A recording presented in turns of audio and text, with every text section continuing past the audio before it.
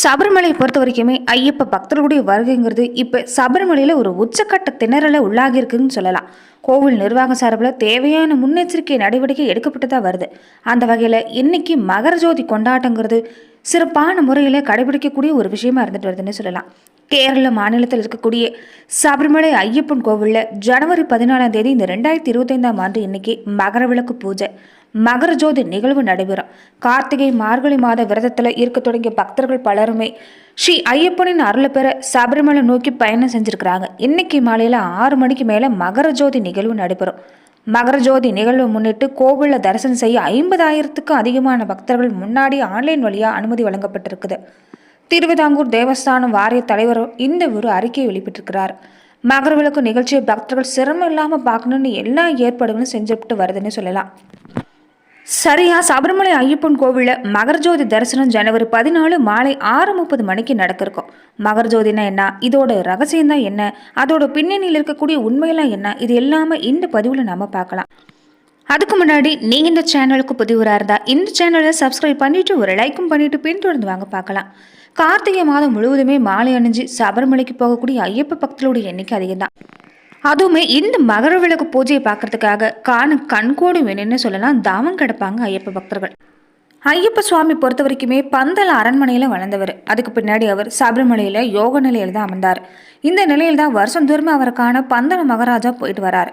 அவர் போகிறப்ப பந்தளத்திலிருந்து ஆபரணத்தை எடுத்துகிட்டு போகிறது வழக்கம்னு சொல்லலாம். அந்த வகையில் பொறுத்த வரைக்குமே பந்தளத்திலிருந்து 13ஆம் தேதி பகல் 1 மணிக்கு ஐயப்பனுக்கு அணிவிக்கக்கூடிய ஆபரணம் கிளம்பும். 14ஆம் தேதி மாலையில் ஆபரணம் சபரிமலை சென்றடையும். ஆபரணம் அணிவிக்கப்பட்ட நிலையில் மகர ஜோதி காட்சி கிடைக்கிறது தான் ரொம்ப சிறப்பான விஷயம். அதன் நினைவாக ஒவ்வொரு வருஷமுமே சபரிமலை ஐயப்பனுக்கு மகர ஜோதி தினத்தில் பந்தளத்திலிருந்து வரக்கூடிய ஆபரணங்களை அணிவிக்கிறது வழக்கம். அன்னைய தினம் பொன்னம்பல மேட்டில் மகர ஜோதி காட்சி கிடைக்கும். ஒவ்வொரு ஆண்டுமே இந்த தை மாதம் முதல் நாள் மாலையில் 6:30 மணி அளவில் மகர ஜோதி தரிசனம் கிடைக்கும். இதை பார்க்க கேரளா, தமிழ்நாடு, கர்நாடகா, ஆந்திரான்னு பல மாநிலங்களிலிருந்து பக்தர்கள் லட்சக்கணக்கில் வர்றது வழக்கம். சபரிமலைக்கு எதிர இருக்கக்கூடியது தான் கொசுப்பம்பான்னு சொல்லக்கூடிய ஊர். இந்த ஊருக்கு அருகில் இருக்கக்கூடிய பொன்னம்பல மேடு மலைப்பகுதியில் தான் மகர ஜோதி காட்டப்படும். மகர ஜோதி நேரத்தில் இங்கே இருக்கக்கூடிய பெரிய மேடை மேலே கற்பூரம் கொளுத்தப்படும். இதுதான் மகர ஜோதியை தெரியும். இதை தான் ஐயப்ப பக்தர்கள் மகர ஜோதியாக வணங்கிட்டு வராங்க. இதுக்கு பின்னாடி இது ஈரசாக்கு பைகளால் அணைக்கப்பட்டு மீண்டுமே அந்த கற்பூரம் ஏற்றி 3 முறை இந்த தீபம் ஏற்றப்பட்டு பக்தர்களுக்கு காட்சி தரக்கூடிய விஷயமா இருக்கும்.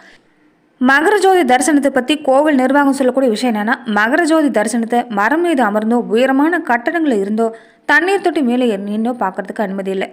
தேவசம் போர்டோட ஸ்பெஷல் பாஸ் இருக்கிறவங்க மட்டும்தான் தீபாரதனை நடக்கூடிய இந்த இடத்துக்கு போக முடியும்னு சொல்லியிருக்கிறாங்க. காட்டுக்கு வெளியே பம்பையிலையும் சன்னிதானத்துலையும் அதை சுற்றி இருக்கக்கூடிய பகுதிகளையும் சரி, இங்கே தங்குறதுக்கும் யாருக்கும் அனுமதி இல்லை. இந்த மகர ஜோதி தரிசனத்தில் மட்டும்தான் இப்படி ஒரு கெடுபடியை இந்த அரசாங்கம் இப்போ ஏற்படுத்தியிருக்குதுன்னு சொல்லலாம். மணிகண்ட சுவாமிகளான சிறுவர்களும் மாளிகை புறங்களான பெண் குழந்தைகளும் வயசான சுவாமிகள் தனி கவனம் செலுத்தி அழைச்சிட்டு வரணும்னு சொல்லியிருக்கிறாங்க. கூட்டத்தில் அவங்க தொலைஞ்சு விடாத வகையில் பார்த்து கொள்ளக்கூடிய வகையிலும் ஏற்பாடு செஞ்சப்பட்டிருக்குது. வீடு திரும்பக்கூடிய பக்தர்கள் ரொம்ப கவனமாக போகணும். எவ்வளோ சீக்கிரம் முடியுமோ அவ்வளோ சீக்கிரம் புறப்பட்டு பாருங்கன்னு தேவஸ்தான போர்டு சார்பாகவும் அறிவிக்கப்பட்டிருக்குதுன்னு சொல்லலாம். நிலக்கல் பகுதியில் அட்டத்தோடு மேற்கு காலனி, இலவுகள், நீலிமலை, ஐயன்மலை மாதிரியான பகுதிகளில் பம்பையிலையும் ஹில்டாப், சென்ட்ரல், பெரியான வட்டம், சன்னிதானம், பண்டிதவனம், தரிசன காம்ப்ளெக்ஸ் பகுதி, அன்னதான மண்டபம் முன்னாடி, திருமுட்டத்தோட மேற்கு பகுதி, ஆலிப்பகுதி, கொப்ரகுளம், ஜோதி நகர், வனத்துறை அலுவலகம் முன்னாடி, நீர்வளத்துறை அலுவலகம் பகுதிகளில் மகர ஜோதி தரிசனத்தை பார்க்க ஏற்பாடு செஞ்சுருக்கிறாங்க. அதே மாதிரி பண்டிதவளம் ஜங்ஷன், வாவர் நட, சரங்குத்தி, கியூ காம்ப்ளெக்ஸ், மரக்கூட்டம், மலமேடு பகுதியிலும் அவசர சிகிச்சை மருத்துவ மையமும் அமைக்கப்பட்டிருக்குது. இதை தவிர உரக்குழி, பண்டிதவளம் ஜங்ஷன், அன்னதான மண்டபம் பக்கத்தில் பாப்பனத்தால், மேல்திருமுட்டம், ஜீப் ரோடு பகுதிகளிலும் ஸ்டிக்கர் வசதிகள் கூடிய மருத்துவ முகாம் அமைக்கப்பட்டிருக்கிறது இந்த நேரங்களில் சிறப்பான ஒரு விஷயமா சொல்லலாம். சபரிமலைக்கு போய் மகர ஜோதியை தரிசிக்க முடியாதவங்க கூட மனதார வீட்டிலிருந்தே சரியாக மகர ஜோதி ஏற்றக்கூடிய நேரத்தில் வீட்டிலிருந்தே நீங்கள் விளக்கேற்றி கூட அந்த சுவாமி ஐயப்பனை நீங்கள் தரிசனம் செய்யலாம். ஐயப்பனுக்கு தேவைப்படக்கூடிய ஒரே விஷயம் மனதார அவனை நெஞ்சில் நிறுத்தி வழிபடக்கூடிய ஒரு முறை தான்.